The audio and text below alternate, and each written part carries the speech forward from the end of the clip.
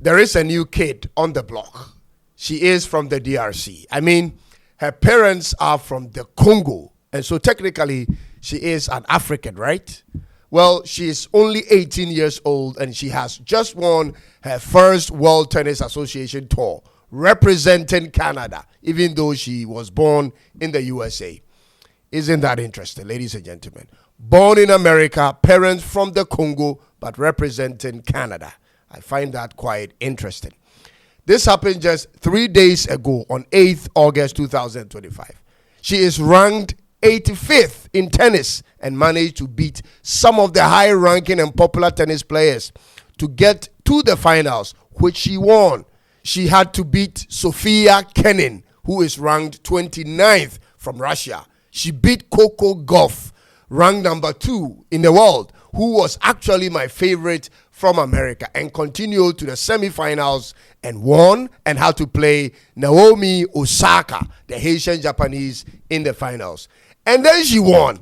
She started off by losing the first set, but came back and won with 6-4, 6-1 to be crowned the 2025 WTA Montreal, Canada female singles champion. AfricaFunder is a website which enables you to raise funds from people in the diaspora in order to assist with the completion of projects that would help to foster the growth and development of the continent. Raise funds for a range of diverse projects, whether it be for schools, classroom remodeling, healthcare services, or the next unicorn technology company. Sign up now and allow us to begin this journey together.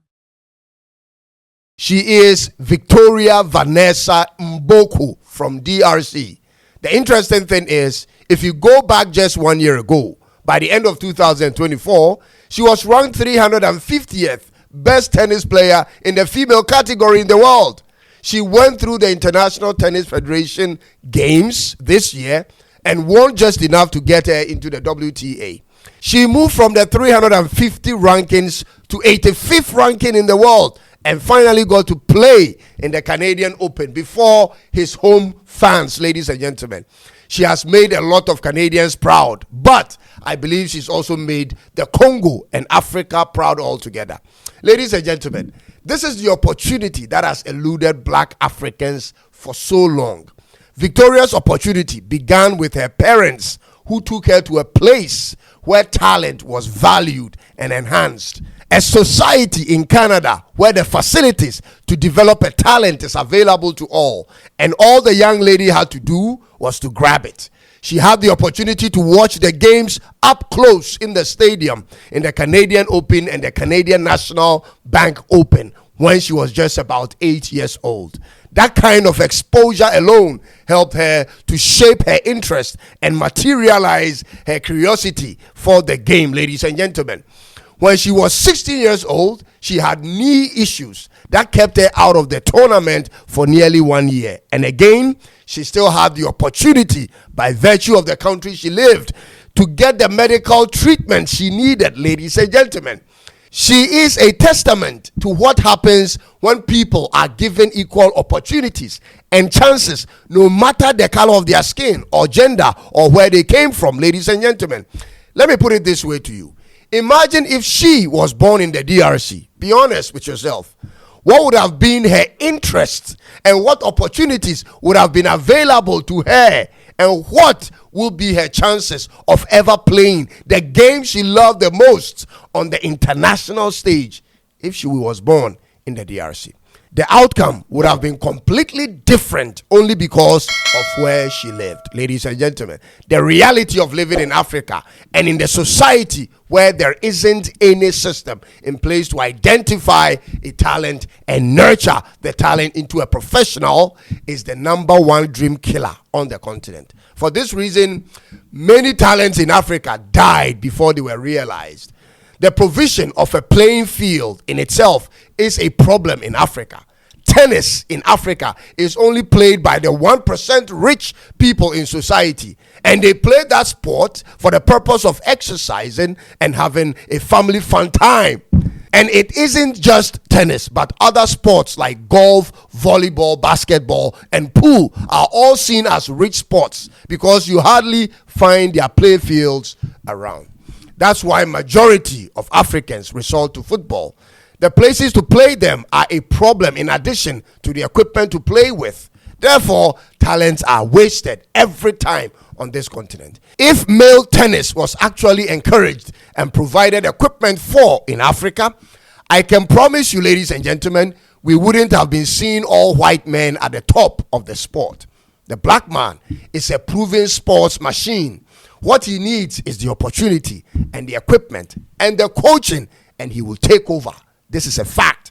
Think about this. How does Tiger Woods become arguably the greatest of all time in golf when he only has about 30% of blackness in him? And that's all he needed, ladies and gentlemen. How does Lewis Hamilton become the greatest of all time in Formula One sport, ladies and gentlemen? Similar thing is in boxing and basketball.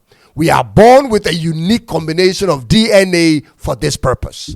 But instead of African nations providing the needed platforms and facilities to develop what we have, they either kill your talent with the absence of the means to play the sport or suffocate it with the hardship on the continent until you abandon it and pursue what everybody else is doing. It is the same issue when it comes to our natural resources that we have on this continent. Instead of building the universities and entrepreneurs and the factories that's deliberately targeted at developing our natural resources, no, we have abandoned them in search for loans, ladies and gentlemen.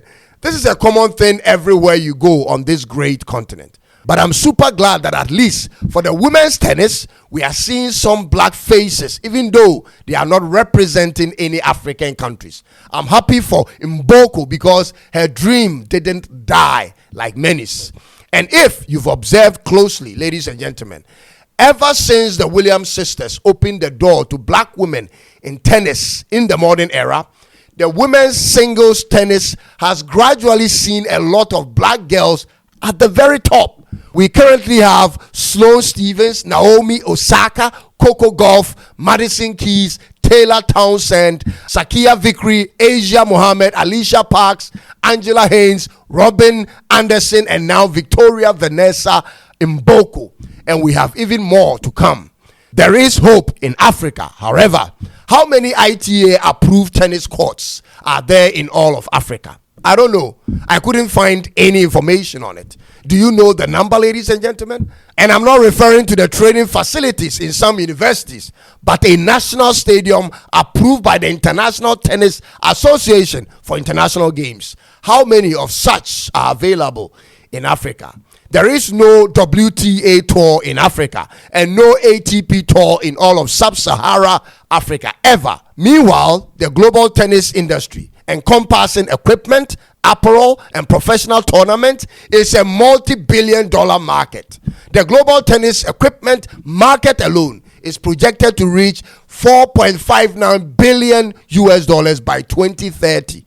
Additionally, the tennis kit market is expected to reach $43.8 billion by 2034, and Africa has no cut in it. We don't contribute to it, and so we get nothing from it. We have similarly done the same thing to basketball and boxing and weightlifting and gymnastics. There are so many sport disciplines that could have employed millions of young people on the continent as a whole, but the focus has never been there for the nations of Africa. The only thing we know is football, and even with that, we don't invest into it as we should, and therefore we don't see the results other countries are seeing. Ladies and gentlemen, Africa isn't being run properly. This is the source of all our problems. We are just wasteful with everything we have. We should have been dominating in boxing, tennis, football, athletics. Our football leagues should have been the most watched if leadership knew what to do with it. Even the football we so love on this continent has become political and expensive in many African countries. The right players with the right talents are left out for those who can pay to be filled in. there is a mismatch. There is a mismatch between what we have and how we handle them. Square pegs in round holes, like they call it. That's the African problem. But all the same, congratulations to Miss Victoria Vanessa Mboko for winning your first major. And we hope to see you win even more. And thank you, Canada, for bringing out the best in her. If the DRC did better, their flag could have been raised when she won. God bless you for watching this one, and be sure to subscribe if you still haven't. I'll see you in the next one. I'm Cyrus, and it's bye-bye for now.